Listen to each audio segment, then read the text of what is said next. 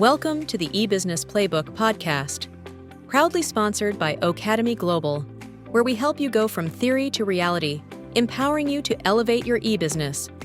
Join our open community at the eBusiness Playbook by Academy on Facebook and LinkedIn, and check out our training packages at academyglobal.com to find out more. Welcome to the eBusiness Playbook. Today, we're diving deep into the world of cybercrime. And really, it's to give you the knowledge you need to protect your business. It's a big issue. Yeah, it is. We're going to be exploring the financial impact, which is shocking. I mean, we're talking trillions of dollars, and breaking down the common attack methods cybercriminals are using. So the source material for our deep dive today is a report, and it's packed with insights on how these attacks work and, most importantly, what you can do to stay safe. You know, the thing about cybercriminals is they're constantly adapting. They're always refining their tactics. They're exploiting new technologies and always finding creative ways to target businesses. So let's talk about those tactics. Let's unpack the three main attack methods that are highlighted in this report. Phishing, ransomware, and social engineering. I think we've all seen those emails that look like they're from our bank. Yeah. Or a familiar online store. Right.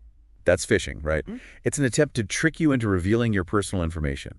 Oh, yeah. And phishing has evolved. It's gone way beyond those generic emails. So now you have spear phishing, which targets specific individuals with these very personalized messages, making them even more convincing. And then there's whaling, which sets its sights on, those high-profile executives like CEOs. It's all about appearing legitimate so they can gain access to sensitive information. So it's really scary how sophisticated these attacks are becoming. Then you have ransomware, which is another major threat. And this is where cybercriminals actually encrypt your files, essentially holding your data hostage until you pay a ransom. It's a nightmare. The impact of a ransomware attack is devastating. Beyond the ransom payment itself, you're looking at potential data loss, recovery costs, legal fees, and damage to your reputation. I mean, it can take years for a business to fully recover from that. Absolutely. And then the third attack method, social engineering. This one's particularly interesting to me because it really preys on human psychology rather than technical vulnerabilities. Yeah, social engineering is all about manipulating people into compromising security. Attackers use things like pretexting, which is creating a scenario to gain your trust, or they might exploit your willingness to help. The report mentions watering hole attacks, which are a really good example of this. I was just reading about that. That's where attackers compromise a website that's frequently visited by their target audience. And then they just wait for unsuspecting visitors to arrive and capture their data or install malware on their computers. Yeah. It's like setting a trap in a digital watering hole. Exactly. And I think what's important to understand is that social engineering attacks can have a significant emotional impact on victims. They feel violated, betrayed, ashamed. It can lead to anxiety, depression, even social withdrawal. It's really devastating. Now, the report also delves into the tools and technologies that cybercriminals are using. And malware, which is any software designed to harm your computer systems, is still a widespread problem. Yeah, we're talking about viruses, worms, Trojan horses, and yes, even ransomware. Cybercriminals are constantly finding new ways to spread malware, and it's often through those phishing emails or compromised websites. And now with the rise of hybrid work environments, where people are working from home more often, we're seeing an increase in attacks targeting those less secure networks and personal devices. Right. I mean, the lines between work and personal life have blurred. People are more likely to click on a suspicious link without thinking about, work security protocols. And cybercriminals, well, they're taking advantage of this new landscape. They're definitely capitalizing on that. The report also mentions scareware. What exactly is scareware? Scareware plays on fear and urgency to try to trick you into taking some kind of action. Imagine you're on your computer and suddenly you're bombarded with pop-up messages claiming your computer's infected with a dangerous virus. You're urged to download some software that will fix the problem, but in reality, it's malware designed to steal your information or give the attacker control of your system. So they create the fear and then sell you the solution, which is actually the problem itself. It's like a digital protection racket. That's a great analogy. What's interesting is that while some of these tools remain pretty consistent, cybercriminals are also leveraging some really cutting-edge technologies, like artificial intelligence and machine learning to make their attacks even more effective. I was reading about that. The report actually states that they're using AI to automate tasks, Yeah. personalize phishing attacks, Yeah. and analyze vast amounts of data to identify those most vulnerable targets. It really is a constant arms race. Yeah, and then you have the darknet. The darknet is like this hidden part of the internet where criminals can buy and sell stolen data, malware, and even hacking services. It's a digital black market. It provides a layer of anonymity, making it really difficult for law enforcement to track down these Well, criminals. that's disturbing. Yeah. But law enforcement is fighting back. The report highlights how they're using technologies like facial recognition and video surveillance to identify and apprehend cybercriminals. Yeah, it's a constant battle, but law enforcement agencies are becoming more sophisticated in their approach to cybercrime. They're using data analytics, artificial intelligence, and international cooperation to track down those criminals and bring them to justice.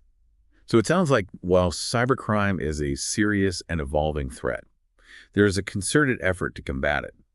The key takeaway here is that understanding the methods, the tools, and impact of cybercrime is the first step in protecting ourselves. Absolutely. The more you know about how these cybercriminals operate, the better equipped you'll be to defend your business. Exactly. And we'll continue our deep dive in part 2, the Homo Sacri, where we'll explore the psychological impact of cybercrime and the support mechanisms that are available to victims. So we've been talking about the tactics and the tools that cybercriminals use, but I want to shift our focus now to the human side of cybercrime, because the emotional impact of these attacks can be just as devastating as the financial losses. Oh, absolutely. We often focus on the technical aspects of cybercrime, but the psychological effects on victims can be really profound and long-lasting. I mean, imagine that feeling of violation and betrayal that comes with, Yeah. having your personal data stolen or your business operations disrupted. Yeah, it's that feeling of vulnerability, right? That Yeah. loss of control. Like you suddenly realize that your digital world, which you thought was secure, Yeah. has been breached. Exactly. And the emotional toll, it can manifest in a lot of different ways. Anxiety, depression, difficulty sleeping, even flashbacks or nightmares. In some cases, victims might even develop PTSD. Yeah, and the report highlights the stigma that's associated with cybercrime, which often prevents victims from actually seeking help. They might feel ashamed or embarrassed, worried about being judged or blamed for the attack. Yeah, and that's why it's so crucial to create a supportive environment where victims feel safe coming forward. Open communication, empathy, and understanding are essential. It's about recognizing that anyone can become a victim of cybercrime. And it's not a reflection of their intelligence or competence. Exactly. And there are resources available to help victims cope with that emotional fallout from cybercrime. Support groups and online forums provide a space for victims to connect with others who understand what they're going through. Right, that sense of community could be so important. And professional counseling from therapists who specialize in trauma and cybercrime, that can be incredibly valuable. It can help victims process their emotions, develop coping mechanisms, and regain a sense of control. For sure. And the report also emphasizes the importance of practical support for victims. This includes guidance on reporting the crime to law enforcement, mitigating the damage, and taking steps to prevent future attacks. And there are organizations out there doing some great work in this area. I was reading about the UK's National Cybersecurity Centre. They offer resources and support to help victims navigate that recovery process. That's great. One key takeaway from this discussion is the importance of prevention. By educating ourselves and our employees about the latest cyber threats, we can significantly reduce our risk of becoming victims in the first place. Absolutely.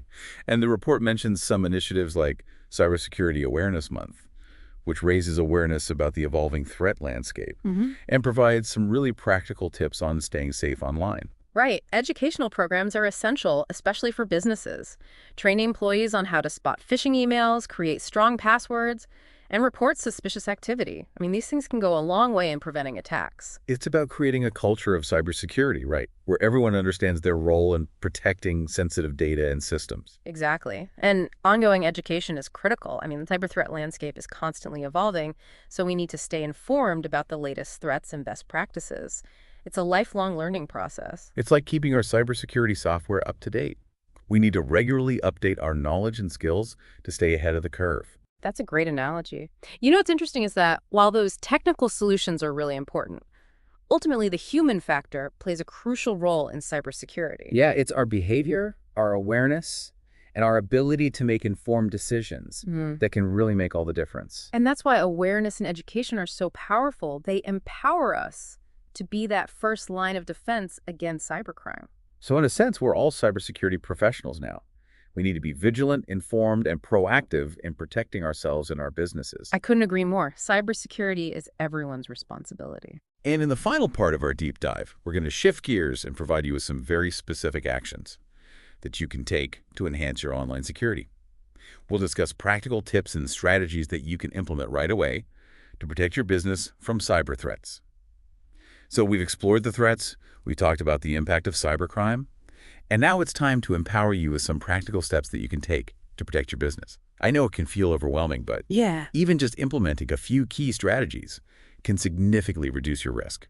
Yeah, one of the most effective and often overlooked steps is simply being aware, staying informed about the latest scams, the tactics, vulnerabilities. It's like having a roadmap of the digital landscape. Yeah, you wouldn't drive a car without knowing the rules of the road, right? The same principle applies to navigating the online world. Knowing the potential dangers can really help you avoid them. Exactly. And just like wearing a seatbelt, one of the first lines of defense is creating strong passwords for all of your accounts. A strong password is at least 12 characters long. It includes a mix of uppercase and lowercase letters, numbers, and symbols. And I know it can be tempting to use the same password for multiple accounts, but that's a major vulnerability. Because if one account is compromised, then all your accounts using that password are at risk. Absolutely. You might consider using a password manager. It's a tool that securely stores and generates unique passwords for all of your accounts. And it really simplifies password management while enhancing your security. I've been seeing more and more about multi-factor authentication. Can you explain what that is and why it's so important? Sure. Multi-factor authentication adds an extra layer of security by requiring you to verify your identity through a second method, like a text message code or an app notification. So even if someone steals your password, they can't access your account without that second factor. So it's like having a double lock on your door. Yeah. It makes it much harder for unauthorized access. That's a great analogy. And while we're on the topic of vigilance, always be cautious about what you click on. Don't open attachments or click links from unknown senders. Hover over links to see the actual URL before clicking. Yeah. And if anything seems suspicious, trust your instincts and don't engage. It's like that old saying, if it sounds too good to be true, it probably is. And that definitely applies in the online world, especially when it comes to unsolicited offers or requests for personal information. You should never provide sensitive data like your bank account details or your social security number through email or social media. Legitimate companies will rarely request that information through those channels. If you receive a suspicious request, contact the company directly, using their official website or phone number to verify its legitimacy. So if you get an email that looks like it's from your bank, asking for your account information, don't click on any links, don't reply. Go directly to your bank's website or call their customer service number. Exactly. And speaking of keeping things updated, make sure your operating systems, your software applications, and security software are always up to date. Those updates often include crucial security patches that fix vulnerabilities. It's like taking your car in for regular maintenance, right? Yeah. Prevents those major breakdowns and keeps everything running smoothly. The report also emphasizes the importance of having a disaster recovery plan, especially for businesses. Right. A disaster recovery plan outlines how your business will respond to and recover from a cyber attack. It includes things like backing up data regularly, having a communication plan for employees and customers, and knowing who to contact for help. It's like having a fire escape plan for your business in case of a cyber fire. That's a great way to put it. It's about being prepared for that worst case scenario and having a plan in place to minimize the damage and get back on your feet as quickly as possible. And just like a fire drill, it's important to test your disaster recovery plan regularly to make sure that it's effective and up to date. Absolutely. You want to make sure that everyone knows their roles and responsibilities and that your backup systems are working properly. It's better to find and fix any weaknesses in your plan before a real crisis hits.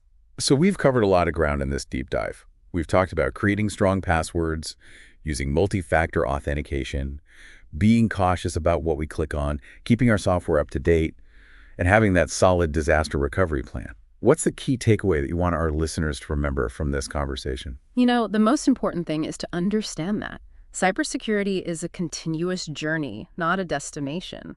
It's not about implementing one or two solutions and then forgetting about it. The threat landscape is constantly evolving, so we need to be vigilant, informed, and adaptable. And it's not just about technology. It's about people. It's about awareness. It's about education. We all have a role to play in creating a safer online environment. I couldn't agree more. By working together, sharing information, and taking proactive steps to protect ourselves, we can minimize the impact of cybercrime and create a more secure digital world for everyone. Thank you for joining us on this deep dive into the world of cybercrime. We hope you found it informative and empowering. Remember, knowledge is your best defense. Stay vigilant, stay informed, and stay safe. For the complete PDF with all the insights from this episode, head over to academyglobal.com.